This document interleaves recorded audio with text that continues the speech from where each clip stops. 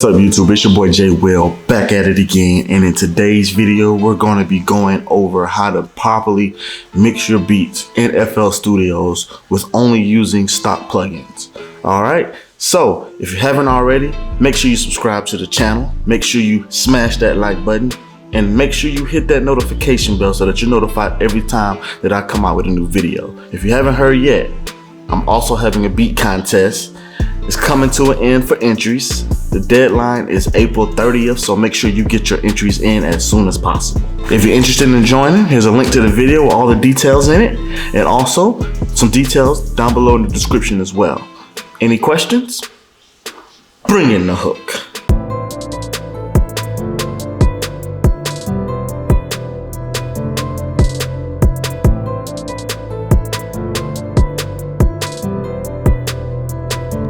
All right, YouTube family, so this is what we got. All right, so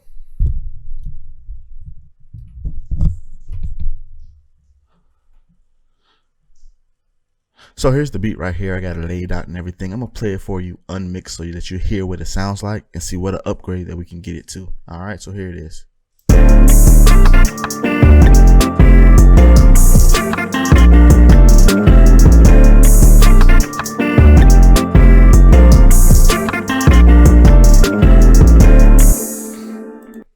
Alright, so there is the actual beat right there. So I'm going to go ahead and mix it with stock plugins, show you exactly how to get that crisp, clear sound. Alright, so first things first, we're going to double click to where all our instruments are highlighted, and we're going to hit Control L to assign every single one to a mixer track.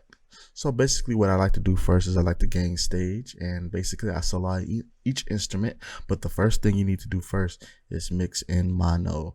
So in order to have the whole track in mono without doing everything individually, basically come over here and you go up until you can't go up no more. It'll go halfway.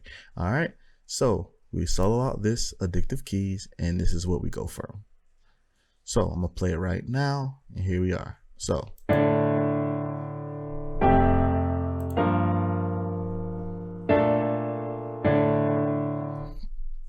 there's the actual key. So I have little numbers that I set everything at. So this is what I do. So with addictive keys, I'm gonna make sure all my addictive keys instruments are set at 15, negative 15 dB. So, and I wanted to peak at negative 15 dB. So you see how that's at negative 15 right now? So we're done with that one. We need to bring this down to 15 as well. So we're good there as well. Now we can go to iota mini.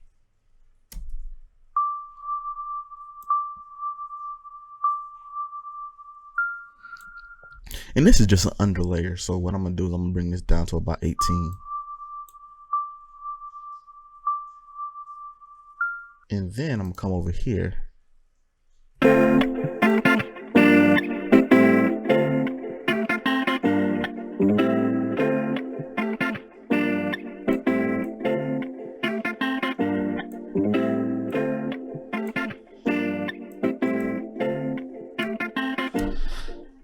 So bring that down to about 15 as well. Now, if you want to, you can individually push each instrument to mono, and that's over here. Come over here and just play it.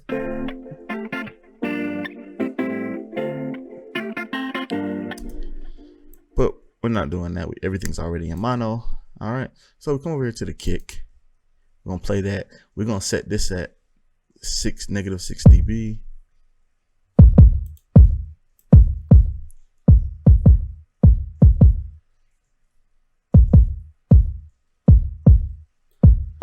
So that way everything's hitting in the snare and it's at the same level.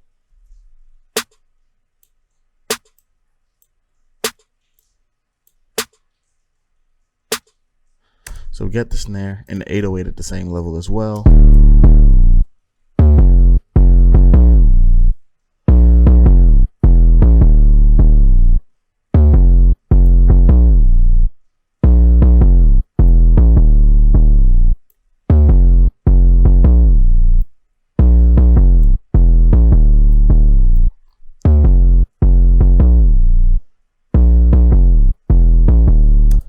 and once again, you want it to peak at 6.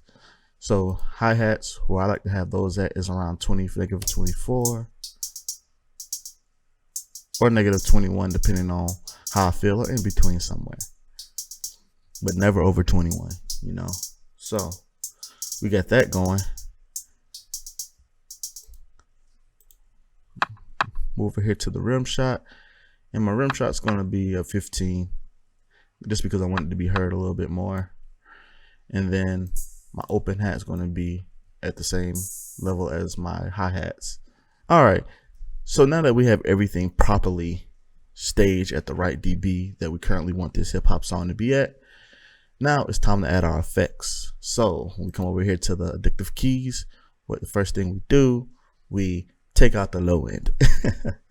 So we come over here and we go to parametric EQ2, a Fruity Loop plugin, and basically I'll drag this down and come up and put that filter on there, and I bring it to about 80 hertz. So we got that there, and then we'll play it again to see if there's any more effects that we can add to it to make it sound good. And not really, because all it is a small chord progression. So we want to make sure that our levels maintain at 15 dB, which they did, so we're good to go there. And come over to the omnisphere here, and of course take out the low ends again. And the reason I'm taking out the low end is because I want the 808s to shine. So, but I don't take too much of the low end out, and bring it back to 80 hertz. I get 80, LOL.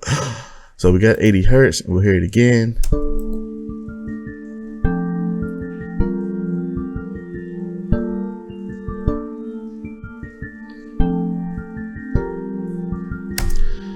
And then we may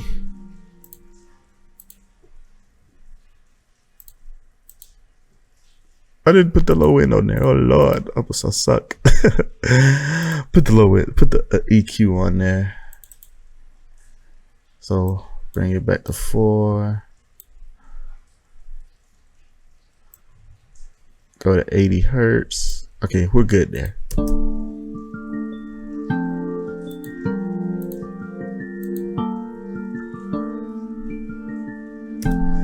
And I may try something else to see if I can make it sound a little bit better with like halftime or something, or even gross beat.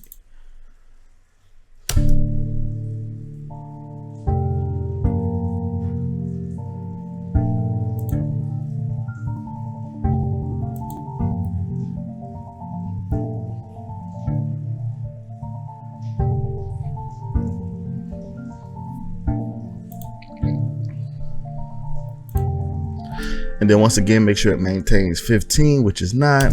So we got to bring the sound up.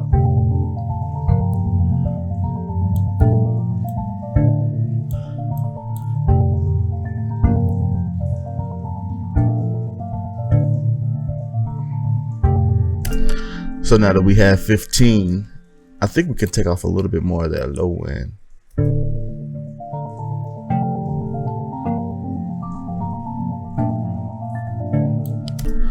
I think that's good right there. So we come over to Iota Mini.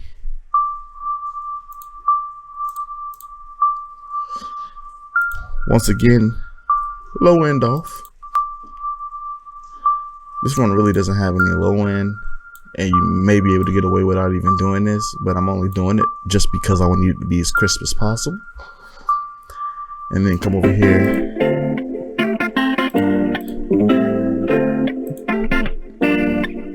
Okay, guess the same thing. Low end.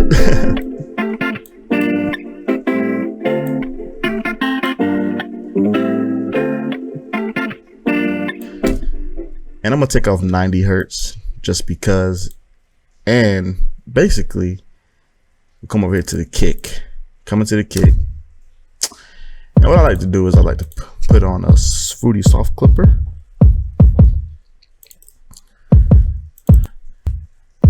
And the reason why is I want this kick to pierce through the mix. And what I'm gonna do is I'm gonna sidechain it to the 808, and I'll tell you why in a minute. So we got that. So what we're gonna do is we're gonna bring up our pattern list and we're gonna click on the actual kick, and we're gonna move that down, move that about halfway, bring everything else down. Okay, and then we're going over to the wrench tool, and then we're gonna hit the volume, and we're gonna make it hit harder. All right, so then we got it hitting harder, we're gonna go back over here, and then what we're gonna do is we're gonna play with the snare. Now the snare needs a little bit of reverb on it, but not much. Fruity reverb. I'm gonna go over to a preset called drums, and then we're gonna tone that back about halfway. All right, and that's just to help it blend into the mix a little bit more. Now we're gonna go over to 808. So with the 808, I get more control of my 808s, and I did it before I even started recording this video. So basically what I did is I did the same thing with the actual kick and did that, but I didn't turn the volume up. So once I did this right here, I exited out, went to the pattern, extended all my notes, and then where I wanted the 808 to stop, I just cut it off like right here. It's not going to play. So, and that helps it from actually like leaking into the next 4 bars, especially if there's not an 808 there, you know. So we got that done. Come on back over to the mixer, and what I like to do is I like to add a fruity limiter because we're side chaining it.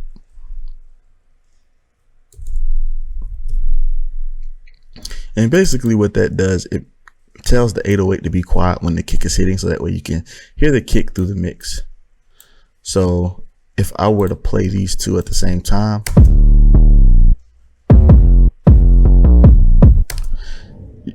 and I have to bring this down a little bit, and I got to bring this up a lot. So when you side chain it, you have to play with it so that way everything is still leveled out. So let's hear it again.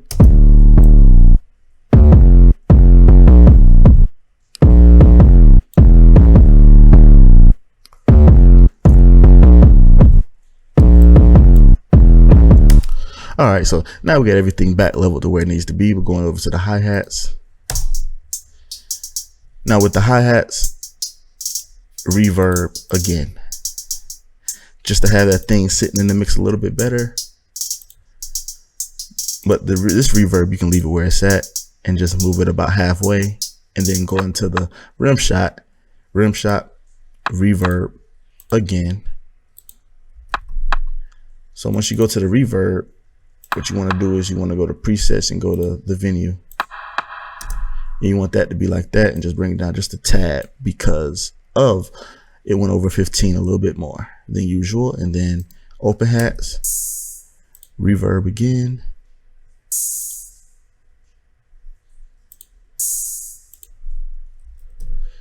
Go to reverb 2, and then same preset, the venue. No need to pull it back, and we're all good there. So with that being said, we have a proper mix. And basically what I like to do is I like to highlight everything, and then bring it down just a tad, so when I master it, that I'll get that even more crisp sound. So basically, now that we're done with the mix, we can take it off mono and listen to it in stereo, and this is what it sounds like now. But wait, there's more. To be able to fit your vocals in a little bit better and have a little bit more crisp mix, this is what I would do as well. I would pan one instrument 10% to the left, and then another instrument 10% to the right. And that actually helps vocals to sit in there and get a better crisp mix as well. So those two are panned opposite directions, only 10%. Now that we have everything all set to go, let's hear what the mix sounds like now.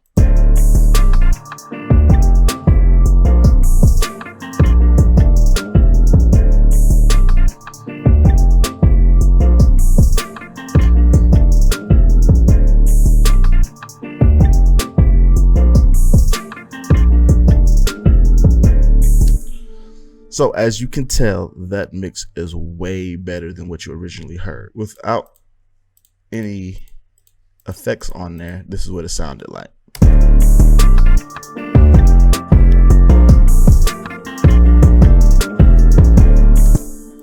And with the effects, this is what it sounds like, properly mixed.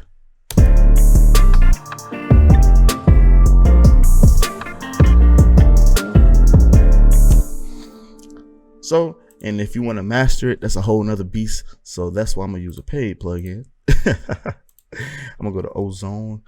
I know I'm late, y'all. It's Ozone 8. They got like Ozone 9. Probably about to release Ozone 10 by now, but forget it. So I use Master Assist on the Ozone, and basically I let it play, and then I hit Master Assist, let it do its thing, and then it'll help me out a lot. So here it is. I'll go to CD as well, and then I hit medium, and then I hit next.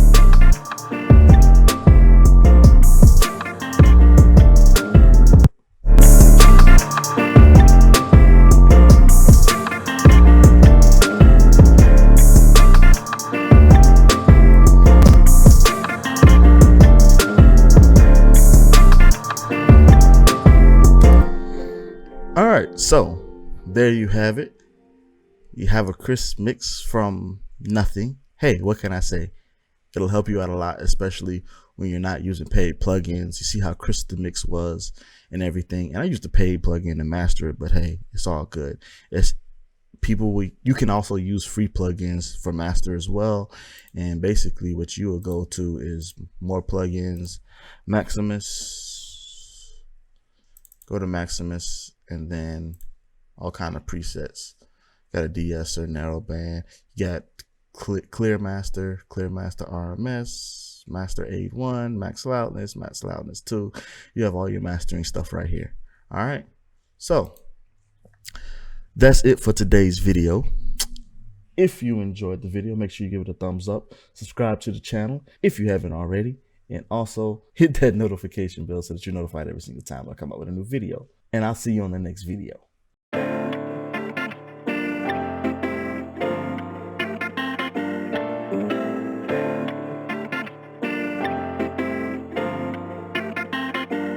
AJ Will.